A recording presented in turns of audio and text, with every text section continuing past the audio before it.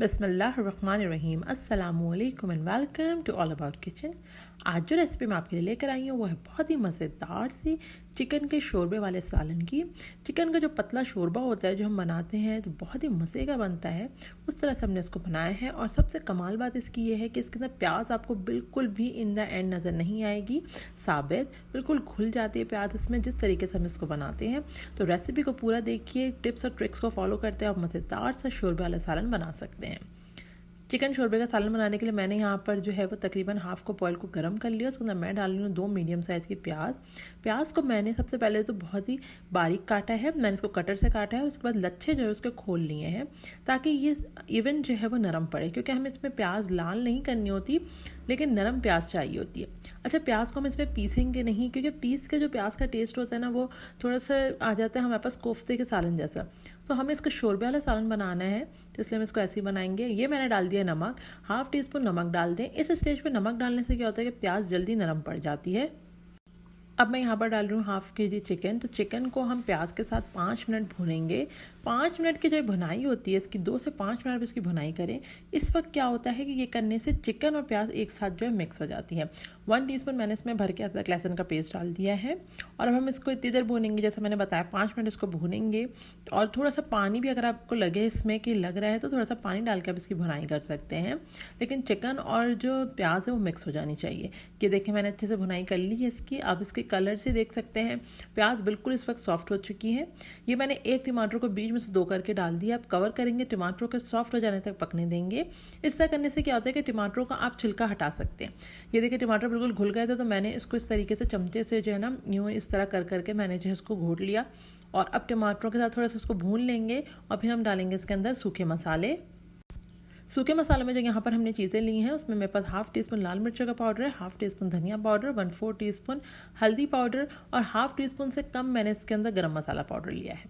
हल्दी पाउडर बहुत ज़्यादा, धनिया पाउडर बहुत ज़्यादा आप नहीं डालेंगे वरना ये कोरमे जैसा टेस्ट आ जाएगा इसका। तो धनिया पाउडर आप हाफ टी स्पून से कम भी रख सकते हैं और हाफ टी स्पून से ज़्यादा आपको बिल्कुल धनिया पाउडर इसमें नहीं डालना है, वरना सालन काला भी हो जाता है और कोरमे जैसा टेस्ट इसका आने लगता है।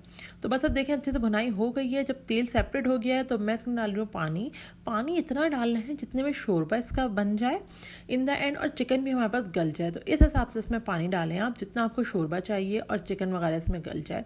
तो तकरीबन आप इसके अंदर 1 कप से 1.5 कप जितना पानी डाल सकते हैं।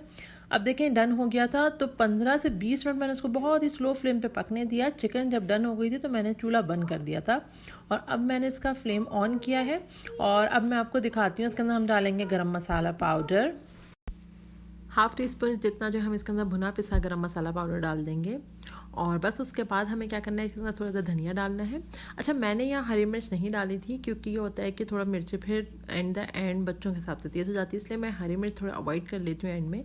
लेकिन अगर आप मिर्चें पसंद करते हैं तो आप एंड में ज़रा हरी मिर्च डालें तो उससे बहुत मज़े का इसका जो है धनिया के साथ जब मिर्च थोड़ी पकती है तो फ्लेवर आ जाता है इसका शोरबे में। तो इस वक्त आप जो है वो 2 हरी मिर्चें भी डाल सकते हैं। ये देखिए मैं आपको दिखा रही हूँ शोरबा कैसा बेहतरीन शोरबा तैयार है और ऑयल भी आपको इसको सरफेस पर नज़र आएगा। और देखें बिल्कुल पतला शोरबा जैसे बहुत मज़ेदार सा लगता है, जिसको फिर आप सर्व कर सकते हैं चपाती के साथ, नान के साथ भी आप बहुत मज़े से इसको एंजॉय कर सकते हैं। जैसे आजकल सर्दियां हैं तो सर्दियों में मटर पुलाव के साथ बहुत मज़े का ये लगता है। मटर के चावल के साथ इस तरह आप इसको जो है वो सर्व कर सकते हैं।